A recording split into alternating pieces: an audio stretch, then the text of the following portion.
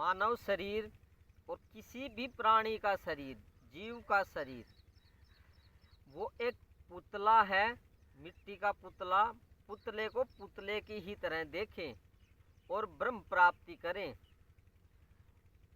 क्या कहना चाहता हूँ इसी को समझेंगे। नमस्ते, मैं पवन यादव, रामपुरा झज्जर हरियाणा, एनसीआर दिल्ली से।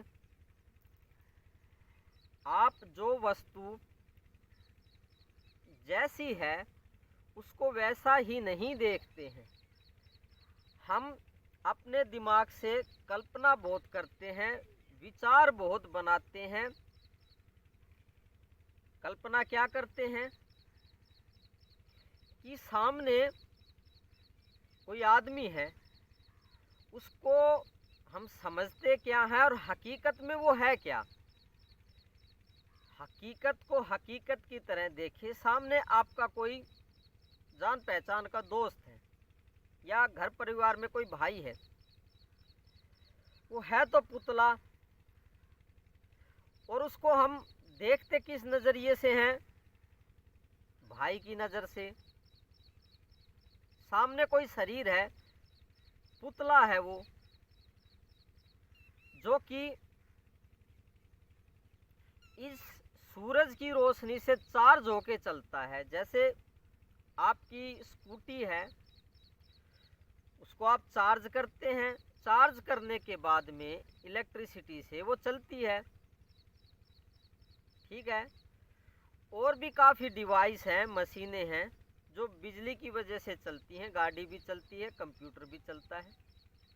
तो चलते तो वे भी हैं चार्जिंग होने के बाद में। ऐसे ही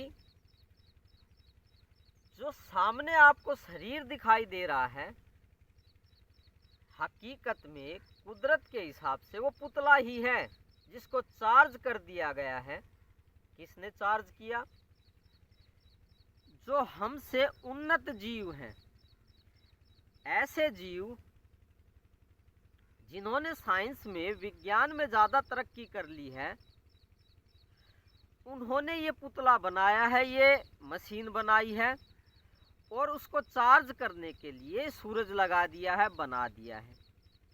अब सभी पुतले, मशीनें चार्ज होती रहती हैं सूरज की वजह से, और चलती हैं, काम करती हैं, खेतों में काम करती हैं। और उसको हम समझते क्या हैं?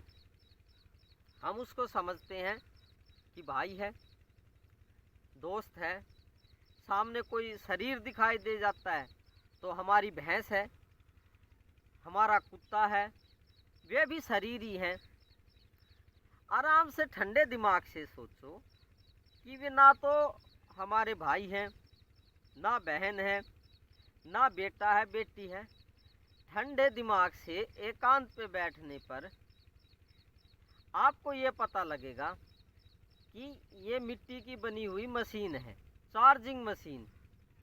जो कि बनाया किसने इस मशीन को?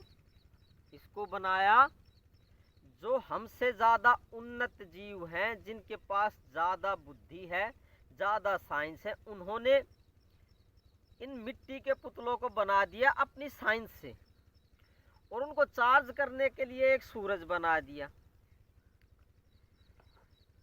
ब्रह्म ज्ञान प्राप्त होने पे ये बात बिल्कुल साफ दिखाई देती है।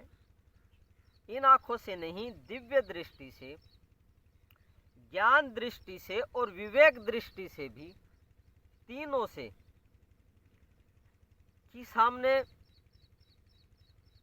चार्जिंग मशीन है। वैसे ये बात आपको भी पता लग जाएगी, आप ठंडे दिमाग से सोचोगे तो आपकी बुद्धि भी इस बात को पकड़ करेगी।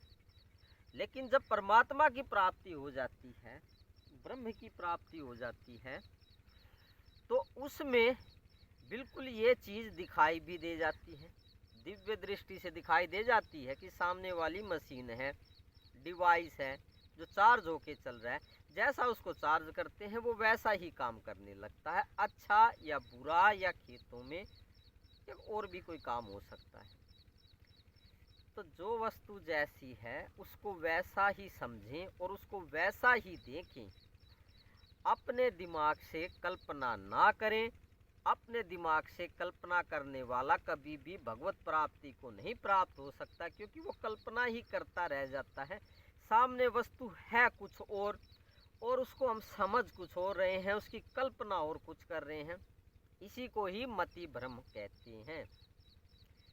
ये सारे मति भ्रम भगवान प्राप्ति के बाद, परमात्मा की प्राप्ति के बाद ये सब टूट जाते हैं और जैसे वस्तु होती है वैसे ही दिखाई देने लगती है, बिल्कुल साफ तौर पे। तो भगवान को प्राप्त करने की कोशिश करें, ब्रह्म को प्राप्त करने की कोशिश करें, गुरु को दंडवत प्रणाम करें। आप पूर्ण ब्रह्म परमात्मा हैं, आपके अंदर भगवान को, परमात्मा को मैंने देखा है, इसलिए मैं आपको प्रणाम करता हूँ। और जो ये मशीनें हैं, ये जो माया जाल है कुदरत का, और आपका दिमाग जो आपको धोखा दे रहा है, इससे बाहर निकले, कोई फ़ायदा नहीं होने वाला है। तो कल तक के लिए विराम लेते हैं, फिर बात करेंगे। जैसे वस्तु है उसको वैसा ही दृष्टि से और साफ देखे, बिना अपने विचारों के और कल्पना के। Thank you very much. फिर बात करेंगे कल।